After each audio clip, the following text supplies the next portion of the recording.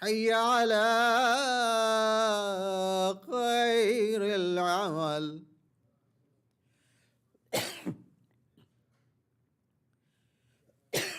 الله أكبر الله أكبر لا إله إلا الله لا إله إلا الله اللهم صل على محمد وعلى قلبي وعلى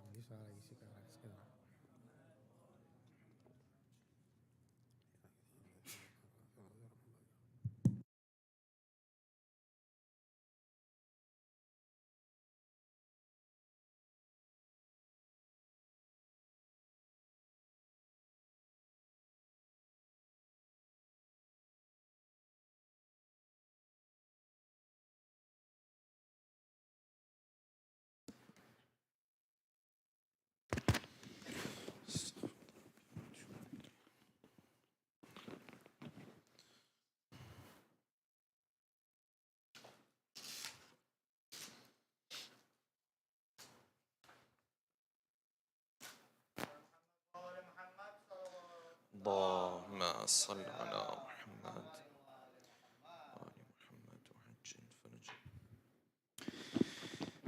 أعوذ بالله من الشيطان الرجيم. بسم الله الرحمن الرحيم. الحمد لله رب العالمين بارئ الخلائق أجمعين باعث الأنبياء والمرسلين الذي بعد فلا يرى وقرب فشهد النجوى.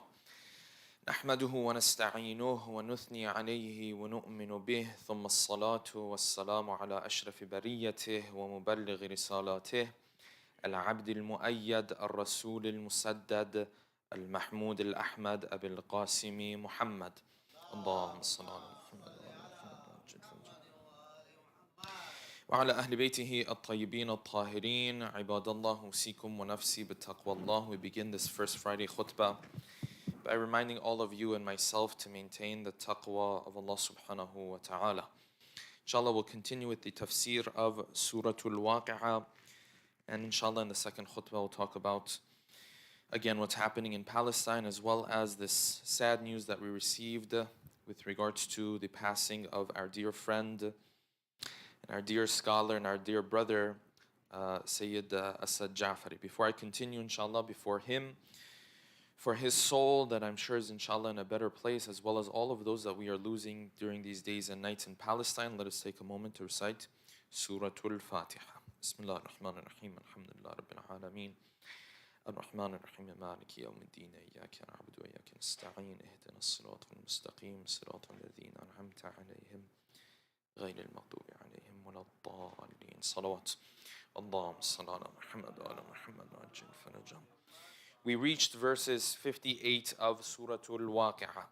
أَفَرَأَيْتُمْ مَا تُمْنُونَ أَأَنْتُمْ تَخْلُقُونَهُ أَمْ نَحْنُ الْخَالِقُونَ. Allah subhanahu wa ta'ala addressed you and I to remind you and I that this human being that is created, though it comes from a nutfa, in reality the only part that you and I are a part of the process, the only portion of this process that we actively participate in is the initial process, the initial part of the process. And that is the nutfa itself. Then Allah subhanahu wa ta'ala of course poses this question, أَأَنْتُمْ تَخْلُقُونَهُ أَمْ نَحْنُ الْخَالِقُونَ.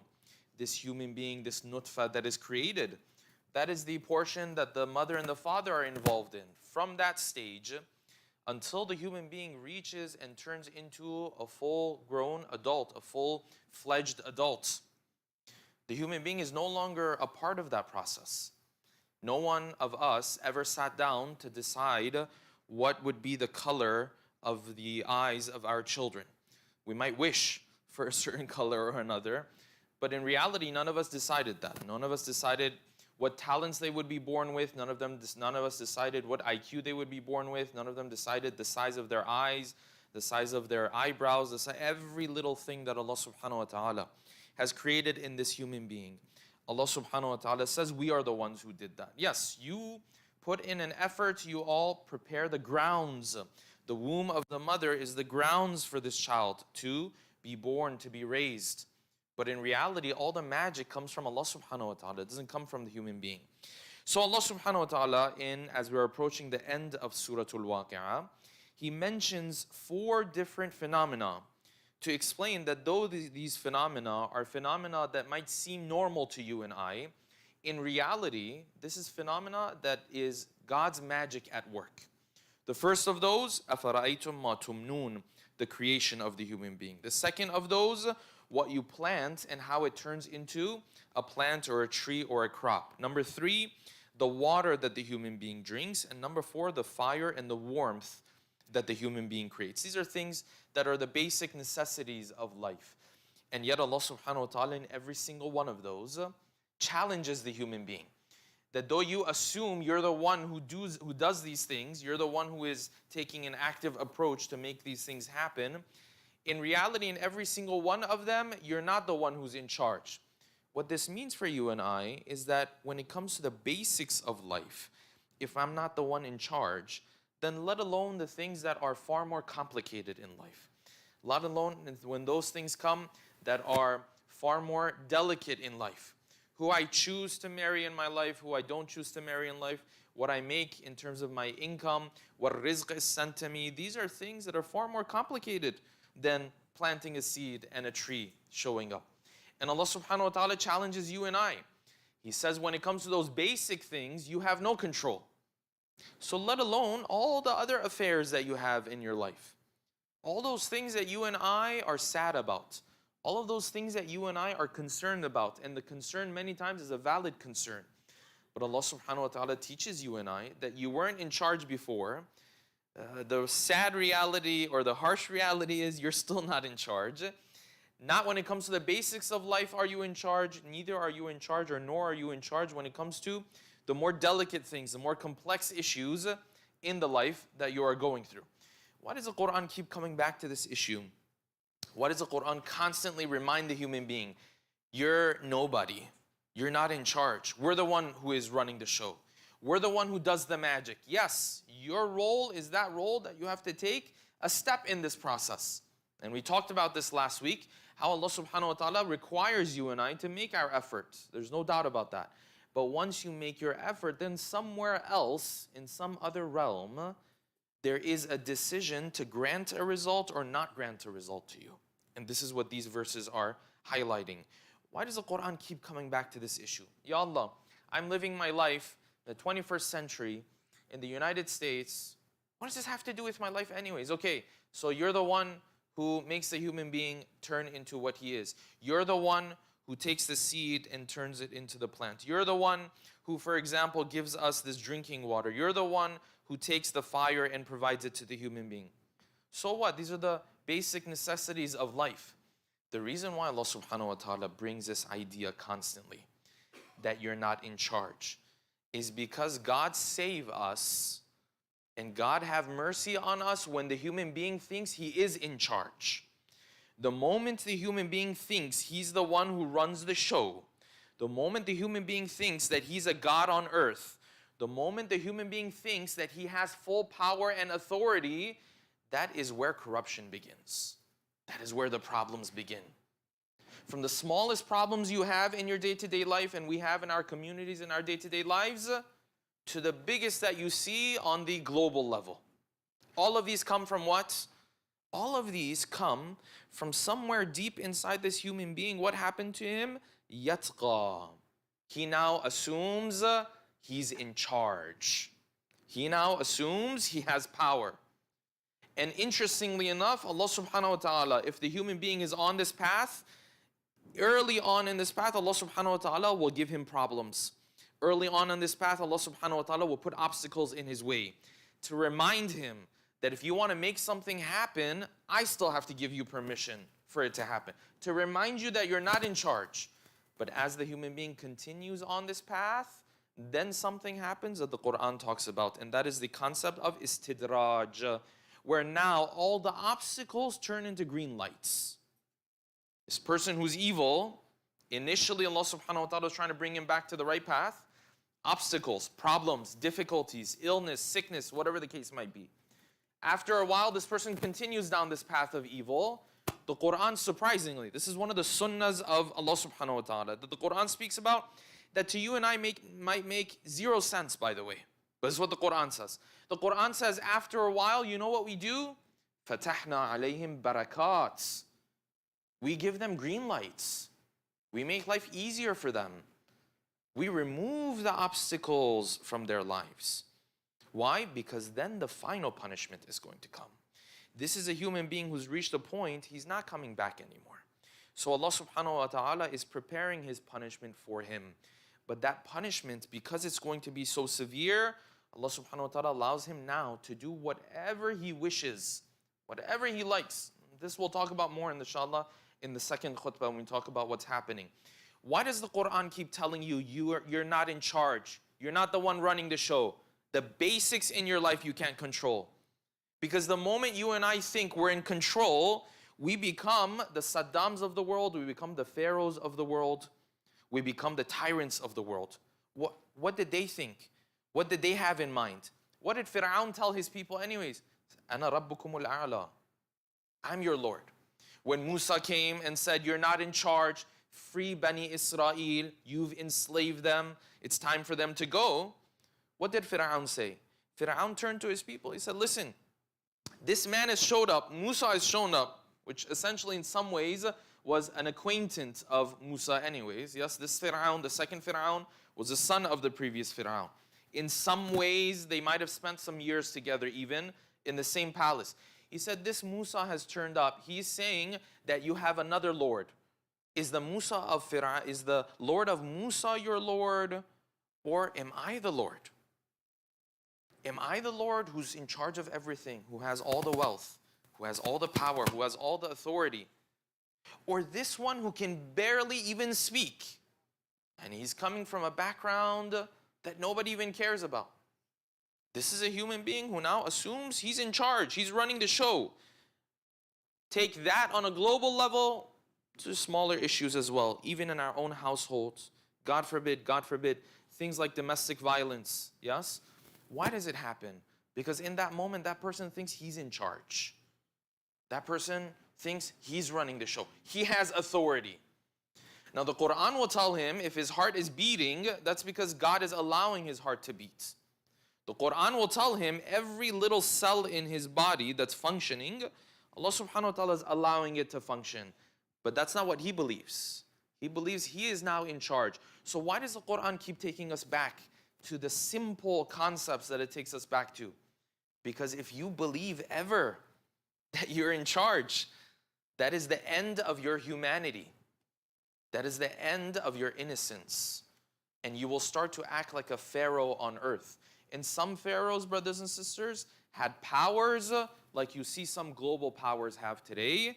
And some pharaohs, they don't get their hands on that type of power. So they turn into a pharaoh for their own child. They turn into a pharaoh for their own spouse. They turn into a pharaoh in their own house. They turn into a pharaoh for their own community, and so on and so forth.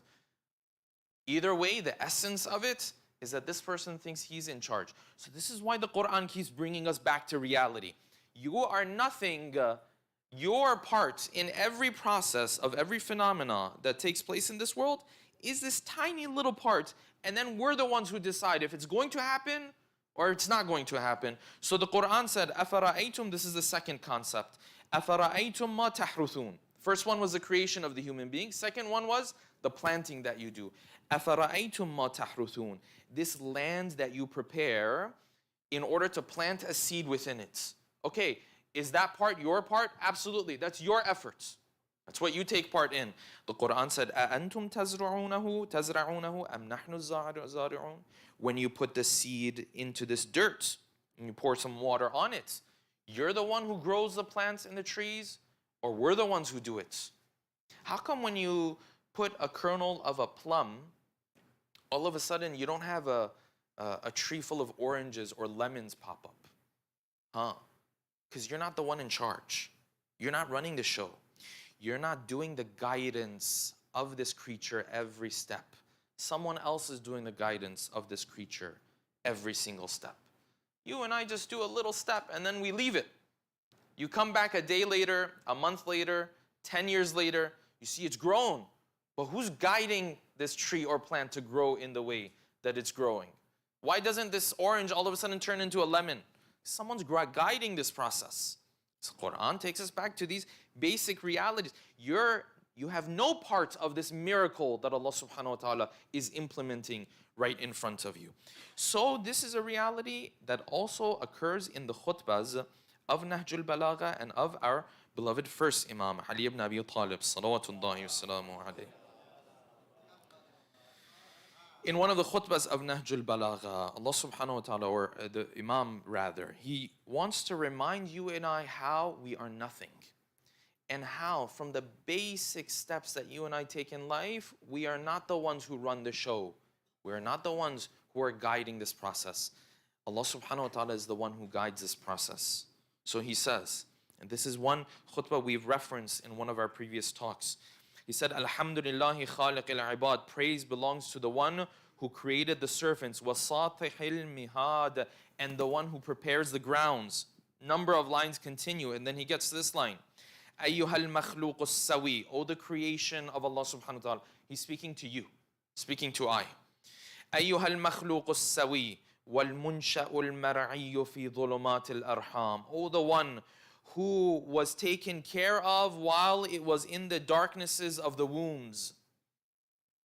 وَمُضَاعَفَاتِ الْأَسْتَارِ. And the one who was being considered, taken into consideration while it lied behind the different curtains. What curtains are these? This is the little nutfa. This is the embryo. It's barely a thing yet. After layer, after layer, after layer, someone is taking care of it. Someone is watching after this embryo. بُدِئْتَ مِنْ سُلَالَةٍ مِنْ طِينٍ. You were created from a little bit of dirt. وَوُضِعْتَ فِي قَرَارٍ مَكِينٍ. And then you were placed in a place of residence. This is the womb, where you can start to be nurtured and grow. إِلَى قَدَرٍ مَعْلُومٍ وَأَجَلٍ مَقْسُومٍ. Until you reach the point where Allah subhanahu wa ta'ala had appointed. During this time, تَمُورُ فِي بَطْنِ أُمِّكَ جَنِينًا. During this time, you were wandering around in the womb of your mother, Janina. Janeen means the thing that's hidden. Janeen means something that you can't even see. This is why they call jinn. Because jinn is typically something that you are not able to see with your own eyes. Yes? Typically. So the verses of the Quran say, تَمُورُ, or the words of the first Imam says, تَمُورُ فِي بَطْنِ أُمِّكَ Janina.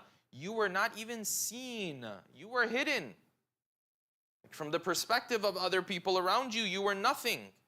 But there was someone who was guiding you. This process, every step of the process, there was someone who was guiding you. لا تحير دعاء ولا تسمع نداء. You couldn't call out to anybody. And you couldn't hear the conversations they were having about you either. If someone, God forbid, wanted to get rid of you in those moments, they could have. You were completely helpless and hopeless. Then the Quran continues, or the verses, the words of the Imam continues. ثُمَّ أُخْرِجْتَ مِن مَقَرِّكَ إِلَى دَارٍ لَمْ تَشْهَدْهَا. Then we brought you into a world that you had never witnessed before. You didn't know how it works. وَلَمْ تَعْرِفْ سُبُلَ مَنَافِعَهَا. And you had no idea how to find your way in this new world. This is the line. فَمَنْ هَدَاكَ لِاجْتِرَاءِ الْقَضَاءِ مِنْ ثَدْيِ أُمِّكَ. So in the midst of all of this chaos, and in the midst of this powerlessness that you had, who guided you that when you're hungry, you're supposed to go towards your mother? Who guided you that when you're hungry, you're supposed to scratch her chest and her body to get some food, to be nursed? Who taught you that? These are all things that we would say are natural. What do you mean, who taught me that? I knew that the moment I was born. And the Imam says, no, there's a guiding process. You know, many of us have children. We see our children one day, second day, third day. Sometimes after a month, you might see them if you're traveling, for example. Yes. See, oh, they've grown so much. And every second that this child of yours is breathing and living, someone is guiding his existence to grow in the way that he or she is growing. What part of this process do you have? Almost nothing. Almost nothing. You have the part of the process where you prepare the grounds. Yes, inshallah, you feed the child. Inshallah, you take care of him. Inshallah, you give him love, affection, all these things that are necessary. Safety for the child, so on and so forth.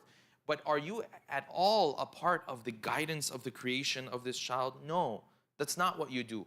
أَفَرَأَيْتُم مَا تُمْنُونَ أَأَنْتُمْ تَخْلُقُونَهُ أَمْ نَحْنُ الْخَالِقُونَ. Are we the ones who are at work right now? Or are you the ones who are at work? We are the ones who are at work. The Quran says, لَوْ نَشَاء لَجَعَلْنَاهُ حُطَامًا فَظَلْتُمْ تَفَكَّهُونَ. This plant and this tree that is growing, that you assume you are in charge of. You know how we know that you're not in charge of it? This is how we know. It's because sometimes you want it to grow and it doesn't grow. Sometimes you want the result and the result is not present. If we wanted to take these trees, لَجَعَلْنَاهُ حُطَامًا. Hutam is that piece of wood sometimes, or that straw that you find on the ground, yes? That's dry, it's hollow, yes? It's like empty, dry, dead. لَجَعَلْنَاهُ حُطَامًا. If we wanted to take this tree and turn it like that, what were you going to do? فَظَلْتُمْ تَفَكَّهُونَ. You'd be lost. You don't know what happened. So what would you say? You would say, إِنَّا لَمُغْرَمُونَ بَلْ نَحْنُ مَحْرُومُونَ. You would realize that you've been deprived of a blessing, which means whatever was happening in your life already, you weren't in charge of it to begin with. Someone else was giving everything. Someone else was giving these results. Someone else was producing these blessings. Now this is the matter of a tree. Take that and apply it to every single detail in our lives. The wealth that you have, the friendships that you have, the connections that you have, the fame that you have, whatever it might be. Whatever blessing Allah subhanahu wa ta'ala has blessed you and I with, the beauty that you and I are blessed with, the Quran says every single one of these, we are in charge of them. Why? Because God forbid and God save us when the human being assumes he is in charge. That is then going to become the beginning of massacres. That is going to then become the beginning of humanitarian crises that we see are happening in front of us. We'll end here at verse 67. We'll leave verse 68 and onwards for the following khutbahs. أقول قولي هذا وأستغفر الله لي ولكم. أعوذ بالله من الشيطان الرجيم. بسم الله الرحمن الرحيم. قل هو الله أحد الله الصمد لم يلد ولم يولد ولم يكن له كفوا أحد. اللهم صل على محمد. اللهم صل. اللهم صل على محمد. بسم الله الرحمن الرحيم. الحمد لله رب العالمين. أثني عليه حامدا وأذكره مسبحا ثم أصلي وأسلم على نجيبه وجليله وحافظ سره الذي سمي في السماء بأحمد وفي الأرضين بأبي القاسم محمد. اللهم صل على محمد.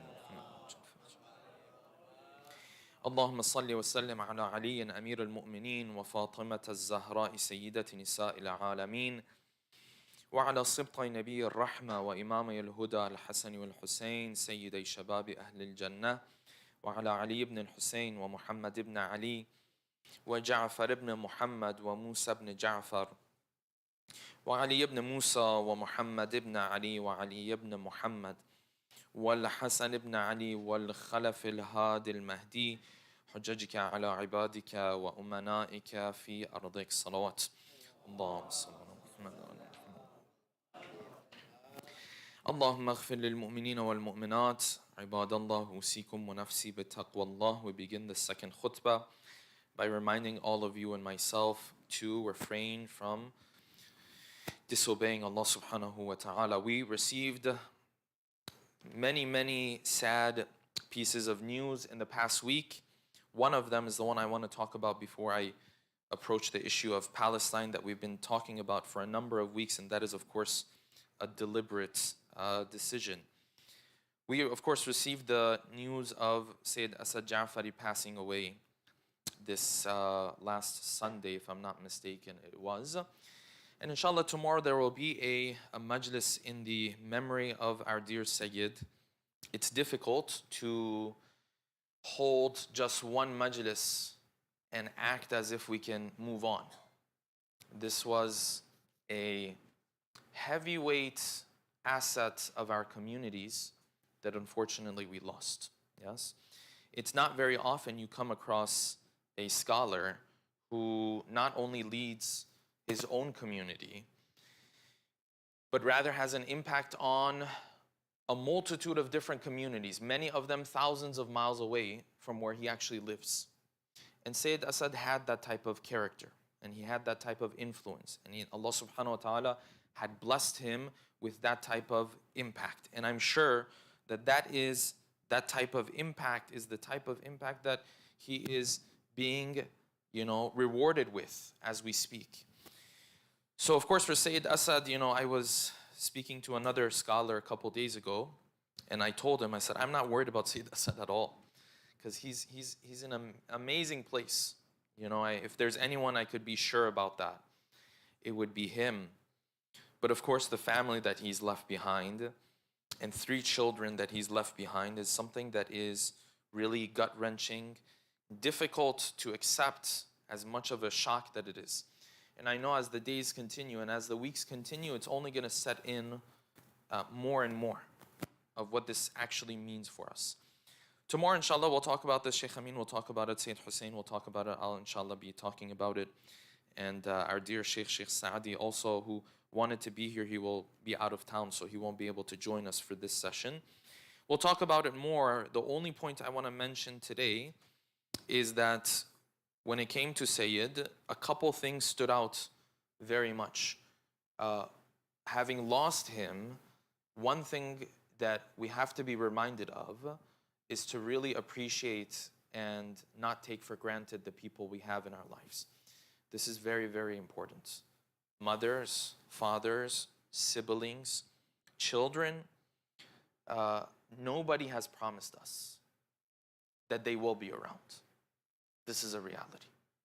And I know we all know this, but it's different when one of your loved ones and one of your friends and someone who was young all of a sudden is no longer there. Yes? I used to tease Sayyid Asad a lot, and whenever we talked about being young, I used to tell him, your white beards are showing now and all of this kind of stuff. And who would have thought? Who would have thought that before you know it, his soul is with the Ahlul Bayt and he is no longer amongst us. So that's one of the main points I want to mention. The second point I want to mention is this, and this is something that very much stood out when it came to Sayyid Asad, was his kindness, but even more so than that, his involvement with his own family. Yes? So many times a father, the role that is pictured for a father in our communities is a role that is a bit distant from the day-to-day lives of the wife or the day-to-day lives of the children. And this is not how Sayyid Asad lived his life. Yes? So I remember in just this last summer, maybe 4 or 5 months ago, when we had the opportunity to be in a camp with him and this was a long camp. This was 5 days of full, the full day was the camp, yes, in New Jersey, a community that he was visiting for a very long time. Very long time he's been visiting New Jersey. And interestingly, Sayyid was there with his 3 children, and his wife was not there, yes? And you should have seen, first of all, how normal this was.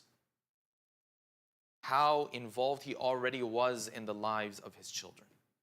It wasn't this thing that, okay, well, for 2 days I'm going to scramble, right? And I guess I have to spend time with the kids. I guess I have to be helping out at home. I guess I have to help with the chores. It was nothing of that sort. It's completely, wa alaikum salam, it's completely natural. This is a big, big message for you and I, yes? And during that time, you would see the kindness that he showed and the compassion that he had towards his children and his family. And during that time, I had some time to spend with the 3 kids, and that's really the most difficult thing for me personally when I think about Sayyid Asad no longer being around. This is just one of the many lessons that we can learn from him, is that for him it was never a matter of, and if you listen to his lectures, he used to point this out as well. It was never a matter of, yes, let others take care of the work, and I'm going to do my speaking, and I'm going to do my lecturing, and I'm going to do... No, it was never like that. This was a person who was involved and extremely helpful wherever he was. More so than in any community, he was helpful in his own house. And that is a lesson for you and I, brothers and sisters. If you and I cannot be helpful in our own houses, well, then the help that we offer to our other communities, this is not even going to compare. Yes? Inshallah, there's a lot more to speak about when it comes to Sayyid Assad. I'll leave that for tomorrow. I also want to touch on what's happening again in Palestine. Has continued to happen, of course. Massacre after massacre. Yes? When human beings feel like they are gods on earth and feel like they can take the lives of hundreds with the push of a button, this is what you see. And this is Pharaoh-like behavior. This is Fir'aun type stuff that we're seeing. You know, we used to read the verses of the Quran and Fir'aun. We used to tell our children many times, see, these are not stories only. These are real lessons. This is Fir'aun type stuff we're seeing. Where at any point, if there is a decision made, that's it. Okay, what about the hundreds of lives that are going to be impacted? It doesn't matter. It's a decision has been made. It's done. This is exactly how the Pharaoh used to do things. This is exactly how Fir'aun used to do things. So what are we seeing? Just before I came in today, Shifa Hospital, which is one of the main hospitals, it was reported that the outside of it was bombed. Well, the outside, you might say, well, it's the outside. There's 70,000 people have taken shelter in this area. I mean, where else are you going to take shelter other than a hospital? I mean, what other quote-unquote safe place is there left? Yes? And the videos that you've seen, and I don't want to go through over and over again. Press being targeted. You know, last night on live stream, there was a live channel that was being broadcast. I'm forgetting which live channel it was. I'm assuming it was Al Jazeera, but I'm not sure. The press, the young man who was part of the press, he started to take off his helmet, yes, and the clothing that he was wearing that said press on it. And he said, this doesn't protect us anymore. What difference does it make? I could be wearing this and I get killed, or not wear it and I get killed, and it doesn't matter anymore. Yes? What else are we seeing? Just news came in before I came in for the khutbah. Ambulances being targeted. Yes? People who are told to move to the south for them to be safe. Then they're targeted on the way. Youth being imprisoned in the West Bank. That is just a situation where imagine you're just sleeping at night, yes? And the next moment, the door is getting knocked down, and then they just take whoever they like. Whoever they like. If you look into the documentaries a little bit, you'll learn more about this. There's this thing called, you know, administrative detainees. What does that mean? That's another terminology for you're never going to get even your time in court. This is your administrative detainee, meaning there's no charges against you. You're just there. Yes? How many are? Thousands.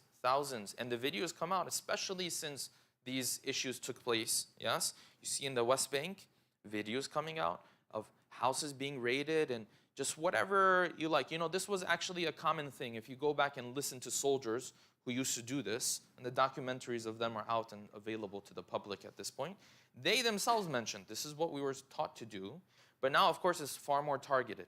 Now it's far more harsh. And many, many other issues. So when we look at these situations, how can we make sense of it, brothers and sisters? This is Fir'aun type behavior.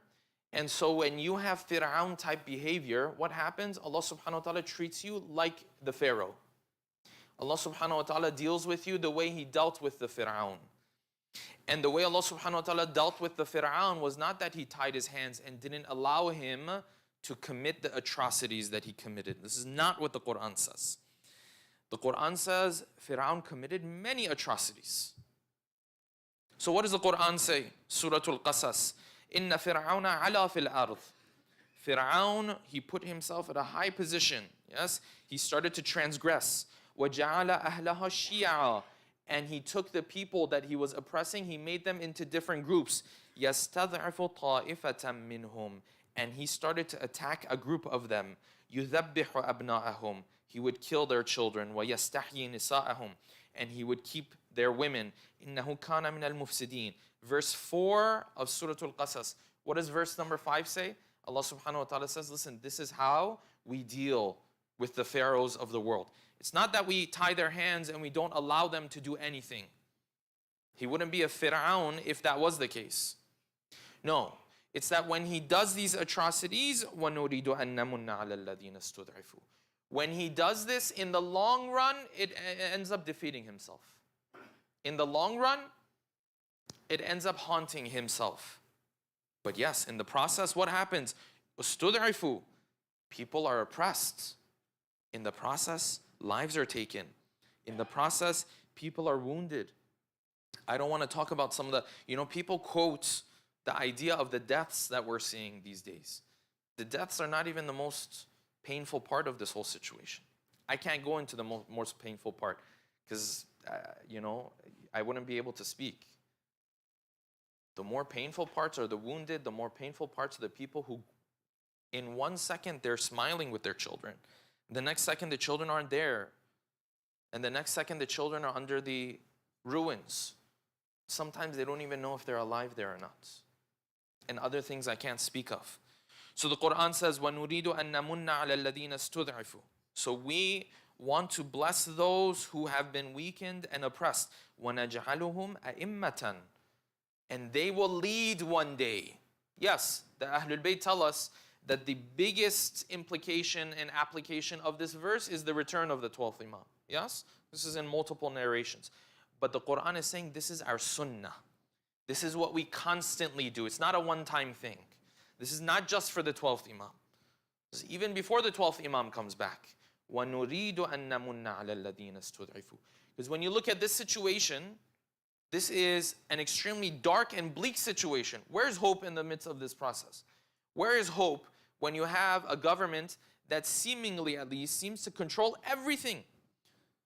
If you're a Palestinian, every aspect of your life is controlled. Where's the hope? But the Quran says, yes, in the midst of all of this, we do our thing. And from a materialistic perspective, it makes zero sense. Zero sense. How? Impossible. But the Quran says this is what we do. And we believe in it because the Quran tells us that this is what has happened. Yes? So the Quran says, وَنُمَكِّنَ لَهُمْ فِي الْأَرْضِ. When the Fir'auns of the world show up, you know what we do? We allow them to commit their atrocities. Numakkin, tamkeen, means when you prepare something for someone. It means when you allow someone to have their way. وَنُمَكِّنَ لَهُمْ فِي الْأَرْضِ. And then you know what we do? وَنُرِي فِرْعَوْنَ وَهَامَانَ وَجُنُودَهُمَا مِنْهُمْ مَا كَانُوا يَحْذَرُونَ. And then we show the pharaohs of the world exactly what they were afraid of. Yes, we allow them to commit the atrocities that they commit. And this is the part of the story that you and I are in. The Quran, not my words. It's difficult to believe in these words of the Quran. What the Quran says is that we allow them to do their atrocities. And then we teach them their lesson. And then the results of their deeds comes back and haunts them. How, in the midst of this situation where there's no hope, it's very bleak, how will these people ever be able to get their rights back? Rights that every other nation in the world is respected, is understood.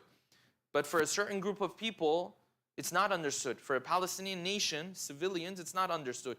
How is that even possible? Of course, when we look at the situation, it's bleak and there is no hope materialistically. But what does the Quran say? The Quran says in the midst of this bleak situation, we do our own thing. Yes, we allow them to do what they do. If it wasn't that, how would Fir'aun turn into the Fir'aun that he was? But at the same time, we work against them. It takes time. So what does the Quran say? In verse 6, he says, وَنُمَكِّنَ لَهُمْ فِي الْأَرْضِ. We allow them to do what they want to do. And then verse 7 says, وَأَوْحَيْنَا إِلَىٰ أُمِّ مُوسَىٰ. While they were committing their atrocities, you know what happened? There was a mother somewhere giving birth to a child. وَأَوْحَيْنَا إِلَىٰ أُمِّ مُوسَىٰ. There was a mother giving birth to a child. This child was going to change everything. Materialistically, there's no hope at all. But the Quran says we do our thing. And our thing is not a materialistic thing. So while Fir'aun was committing his atrocities, what did we do? We were busy telling the mother of Musa how to protect her child. وَأَوْحَيْنَا إِلَىٰ أُمِّ مُوسَىٰ أَنْ أَرْضِعِيهِ. You nurse him. you feed him. فَإِذَا خِفْتَ عَلَيْهِ فَأَلْقِيهِ فِي الْيَمِّ. And when you are fearful about his life, throw him into the water. Yes? What does the Quran say? فَأَلْقِيهِ فِي الْيَمِّ. Throw him. We're going to take care of him.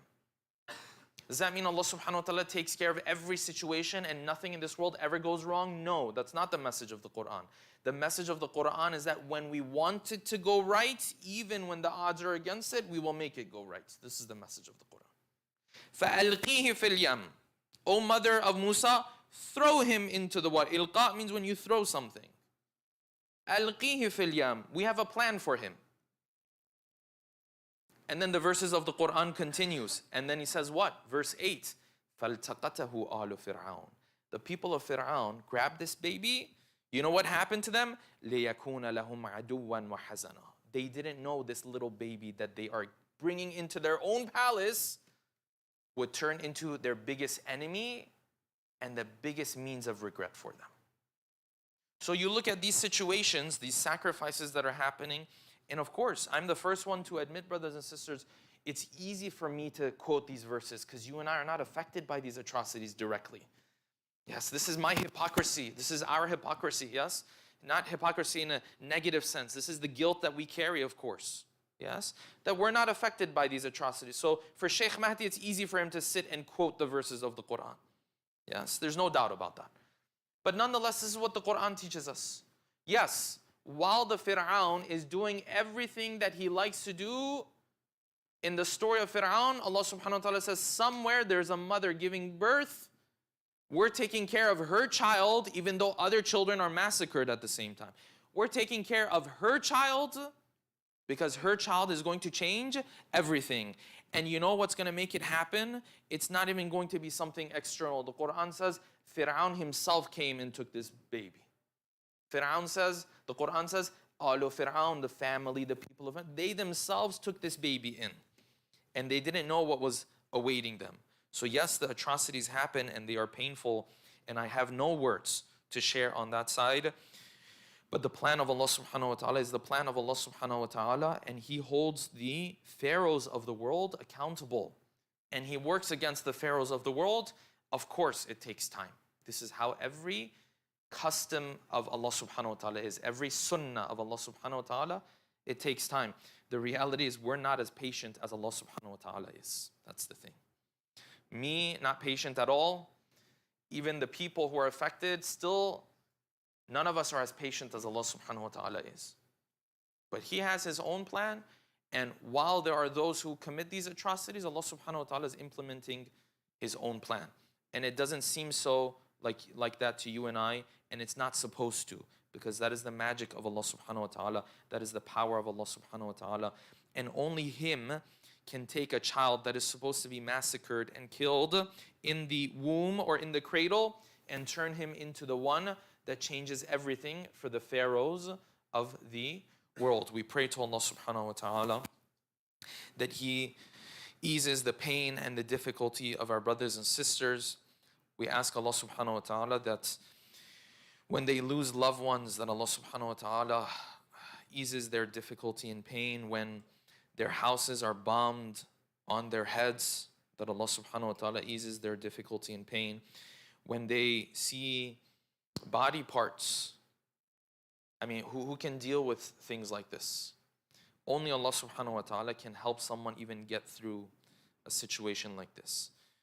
When we started, we thought the siege was going to be the biggest issue. Now the siege is the last issue. Imagine how difficult a situation is, that the fact that you don't have water and you don't have food and you don't have electricity is the last issue on the list of your worries and concerns. At this point, we have to just hope that hospitals are not bombed. This is what happens when the human being thinks he's in charge. Then all of the corruption in the world. May Allah subhanahu wa ta'ala help our brothers and sisters, civilians who are innocent, who had nothing to do with anything, who are paying the price for these injustices. أقول قولي هذا وأستغفر الله لي ولكم. أعوذ بالله من الشيطان الرجيم. بسم الله الرحمن الرحيم. والعصر إن الإنسان لفي خسر إلا الذين آمنوا وعملوا الصالحات وتواصوا بالحق وتواصوا بالصبر. اللهم صل على محمد. اللهم صل على محمد. اللهم صل على محمد.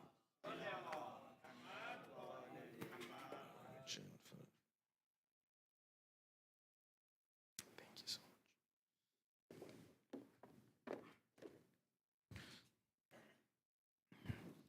الله أكبر الله أكبر. أشهد أن لا إله إلا الله. أشهد أن لا إله إلا الله. أشهد أن محمدا رسول الله. ما صلى على محمد وعلى محمد. أشهد أن محمدا رسول الله. ما صلى على محمد وأن عليا حجة الله صلوات الله وسلامه عليه. حي على الصلاة حي على الصلاة حي على الفلاح حي على الفلاح حي على خير العمل حي على خير العمل. قد قامت الصلاة قد قامت الصلاة. الله أكبر الله أكبر. لا إله إلا الله. استغفر الله ربي وأتوب إليه. الله أكبر. بسم الله الرحمن الرحيم. الحمد لله رب العالمين الرحمن الرحيم مالك يوم الدين. إياك نعبد وإياك نستعين. اهدنا الصراط المستقيم صراط الذين أنعمت عليهم غير المغضوب عليهم ولا الضالين. بسم الله الرحمن الرحيم.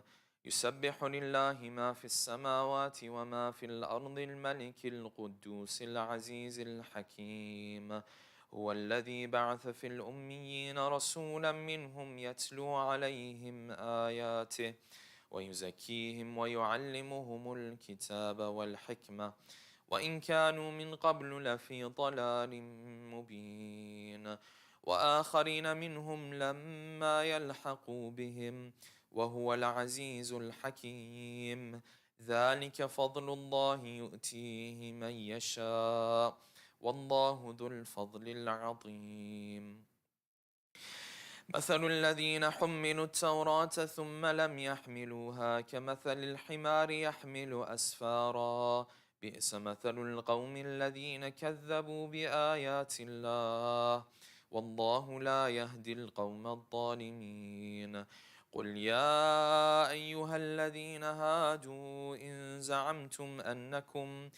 زعمتم أنكم أولياء لله من دون الناس فتمنوا الموت إن كنتم صادقين ولا يتمنونه أبدا بما قدمت أيديهم والله عليم بالظالمين. قل إن الموت الذي تفرون منه فإنه ملاقيكم ثم تردون إلى عالم الغيب والشهادة فينبئكم بما كنتم تعملون. يا أيها الذين آمنوا إذا نودي للصلاة من يوم الجمعة فاسعوا إلى ذكر الله وذروا البيع ذلكم خير لكم إن كنتم تعلمون. فإذا قضيت الصلاة فانتشروا في الأرض وابتغوا من فضل الله واذكروا الله كثيرا لعلكم تفلحون. وإذا رأوا تجارة أو لهوا انفضوا إليها وتركوك قائما. قل ما عند الله خير من اللهو ومن التجارة والله خير الرازقين. الله أكبر. اللهم صل على محمد وآل محمد. اللهم ارزقنا توفيق الطاعة وبعد المعصية. اللهم عجل لوليك الفرج. اللهم اغفر للمؤمنين والمؤمنات والمسلمين والمسلمات. الله أكبر. سبحان ربي العظيم وبحمده. سمع الله لمن حمده. الله أكبر. سبحان ربي الأعلى وبحمده. الله أكبر. الله أكبر. سبحان ربي الأعلى وبحمده. الله أكبر. بحول الله وقوته أقوم وأقوم. بسم الله الرحمن الرحيم. الحمد لله رب العالمين الرحمن الرحيم مالك يوم الدين إياك نعبد وإياك نستعين اهدنا الصراط المستقيم صراط الذين أنعمت عليهم غير المغضوب عليهم ولا الضالين. بسم الله الرحمن الرحيم. قل هو الله أحد الله الصمد لم يلد ولم يولد ولم يكن له كفوا أحد. الله أكبر. سبحان ربي العظيم وبحمده. سمع الله لمن حمده. اللهم صل على محمد وآل محمد. اللهم ارزقنا توفيق الطاعة وبعد المعصية. اللهم عجل لوليك الفرج. اللهم اغفر للمؤمنين والمؤمنات والمسلمين والمسلمات. الله أكبر. سبحان ربي الأعلى وبحمده. الله أكبر. الله أكبر. سبحان ربي الأعلى وبحمده. يا لطيف ارحم عبدك الضعيف. الله أكبر. بسم الله وبالله الحمد لله. أشهد أن لا إله إلا الله وحده لا شريك له وأشهد أن محمدا عبده ورسوله. اللهم صل على محمد وآل محمد. السلام عليك أيها النبي ورحمة الله وبركاته. السلام علينا وعلى عباد الله الصالحين. السلام عليكم ورحمة الله وبركاته. الله أكبر. الله أكبر. الله أكبر.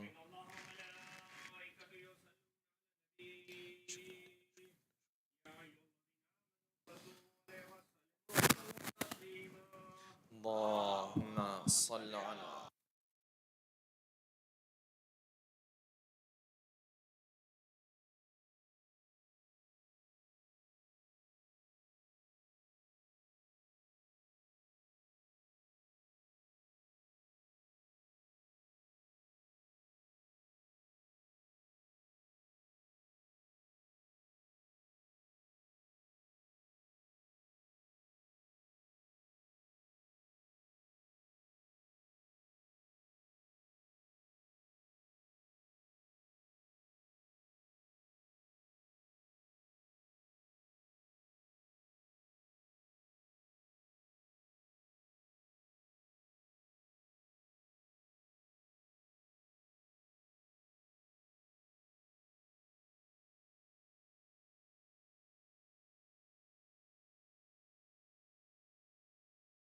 اللهم صل على محمد وآل محمد وعجل فرجهم.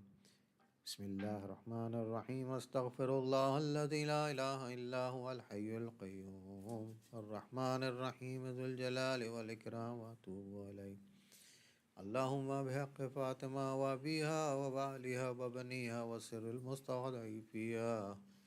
يا الله يا الله يا الله يا الله يا الله يا الله يا الله يا الله يا الله يا الله يا رحمن يا رحيم يا مقلب القلوب ثبت قلوبنا على دينك.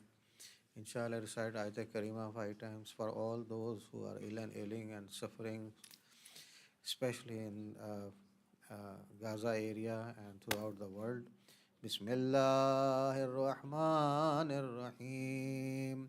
أما يجيب المضطر إذا دعاه ويكشف السوء. أما يجيب المضطر إذا دعاه ويكشف السوء. أما يجيب المضطر إذا دعاه ويكشف السوء. أما يجيب المضطر إذا دعاه ويكشف السوء. أما يجيب المضطر إذا دعاه ويكشف السوء برحمتك يا أرحم الراحمين وصل اللهم على محمد وآل محمد.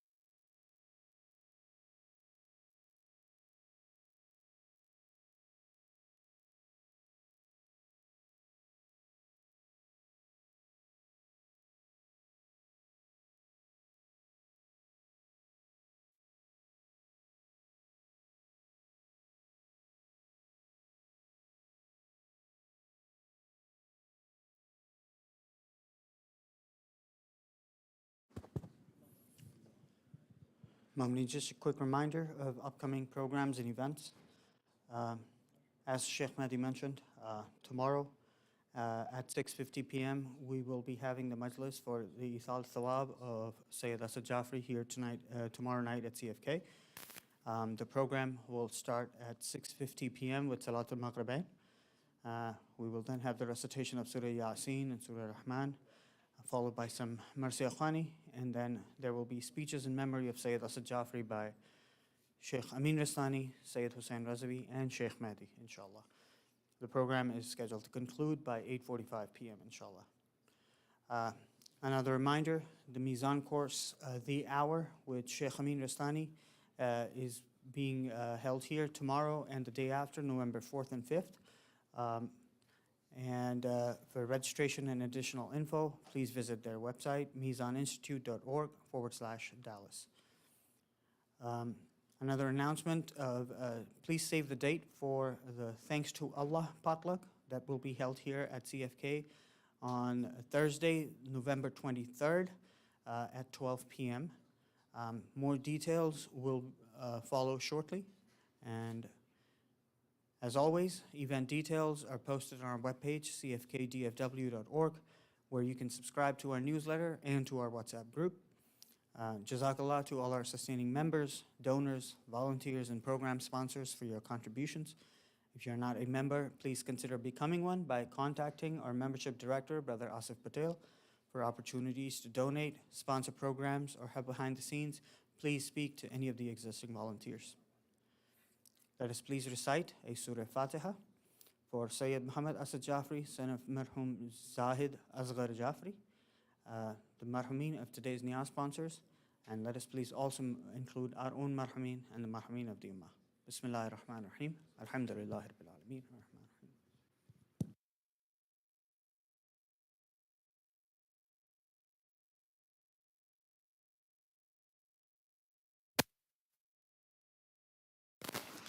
الله أكبر الله أكبر أشهد أن لا إله إلا الله أشهد أن لا إله إلا الله أشهد أن محمدا رسول الله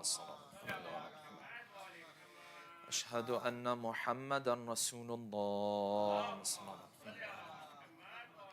وأن عليا حجة الله صلوات الله وسلامه عليه حي على الصلاة حي على الصلاة حي على الفلاح حي على الفلاح حي على خير العمل حي على خير العمل قد قامت الصلاة قد قامت الصلاة الله أكبر الله أكبر لا إله إلا الله استغفر الله ربي وأتوب صلاة العصر الله أكبر بسم الله الرحمن الرحيم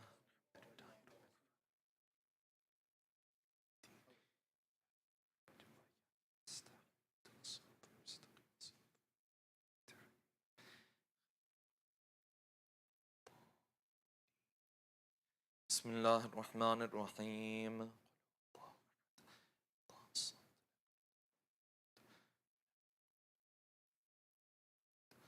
الله أكبر سبحان ربي العظيم وبحمده سمع الله لمن حمده. الله أكبر. سبحان ربي الأعلى وبحمده. الله أكبر. الله أكبر. سبحان ربي الأعلى وبحمده. الله أكبر. بحول الله وقوته أقوم وأقعد. بسم الله الرحمن الرحيم.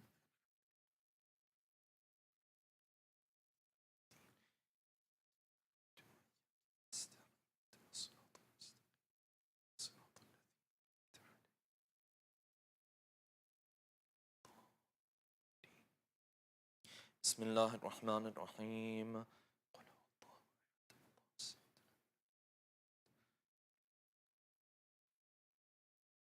الله أكبر. اللهم صل على محمد وآل محمد. اللهم ارزقنا توفيق الطاعة وبعد المعصية. اللهم عجل لوليك الفرج. اللهم اغفر للمؤمنين والمؤمنات والمسلمين والمسلمات. الله أكبر. سبحان ربي العظيم وبحمده. سمع الله لمن حمده. الله أكبر. سبحان ربي الأعلى وبحمده. الله أكبر. الله أكبر. سبحان ربي الأعلى وبحمده. الله أكبر. أشهد أن لا إله إلا الله وحده لا شريك له وأشهد أن محمدا عبده ورسوله. اللهم صل على محمد وآل محمد وتقبل شفاعته وارفع درجته. بحول الله وقوته أقوم وأقوم. سبحان الله. الله أكبر. سبحان ربي العظيم وبحمده. سمع الله لمن حمده. الله أكبر. سبحان ربي الأعلى وبحمده. الله أكبر. الله أكبر. سبحان ربي الأعلى وبحمده. الله أكبر. بحول الله وقوته أقوم وأقوم. سبحان الله والحمد لله. سبحان الله أكبر. سبحان ربي العظيم وبحمده. سمع الله لمن حمده. الله أكبر. سبحان ربي الأعلى وبحمده. الله أكبر. الله أكبر. سبحان ربي الأعلى وبحمده. يا لطيف ارحم عبدك الضعيف. الله أكبر. أشهد أن لا إله إلا الله وحده لا شريك له وأشهد أن محمدا عبده ورسوله. اللهم صل على محمد وآل محمد. السلام عليك أيها النبي ورحمة الله وبركاته. السلام علينا وعلى عباد الله الصالحين. السلام عليكم ورحمة الله وبركاته. الله أكبر. الله أكبر. الله أكبر.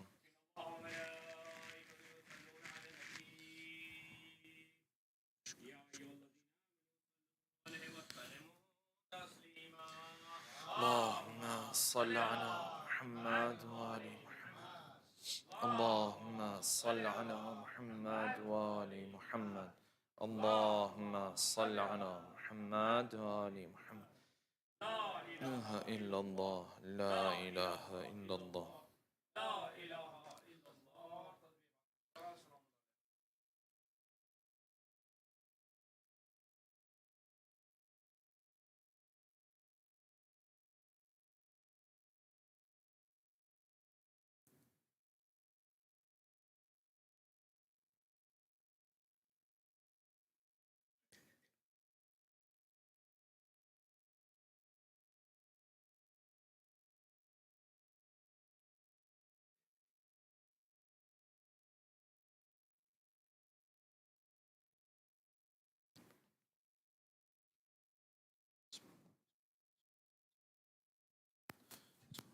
اللهم صل على محمد وآل محمد وعجل فرجهم. بسم الله الرحمن الرحيم. ما شاء الله لا حول ولا قوة إلا بالله العلي العظيم. Inshallah, recite dua wahdat all together.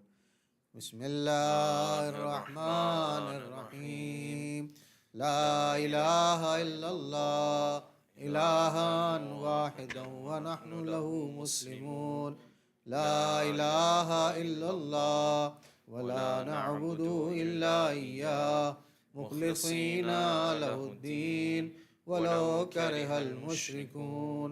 لا إله إلا الله ربنا ورب آبائنا الأولين. لا إله إلا الله وحده وحده أنجز وعدا ونصر عبدا وعز جندا وهزم الأحزاب وحده. وله الملك وله الحمد يحيي ويميت ويميت ويحيي وهو حي لا يموت بيده الخير وهو على كل شيء قدير. اللهم صل على محمد. اللهم صل على محمد وآل محمد. السلام عليك يا رسول الله. السلام عليك يا حبيب الله. السلام عليك يا أمير المؤمنين علي بن أبي طالب. السلام عليك يا فاطمة الزهراء سيدة نساء العالمين. السلام عليك يا حسن المجتبى. السلام عليك يا أبا عبد الله الحسين. السلام على 9 المعصومين من ذرية الحسين. السلام عليك يا صاحب العصر والزمان. السلام عليك يا خليفة الرحمن. السلام عليك يا إمام الإنس والجان ورحمة الله وبركاته.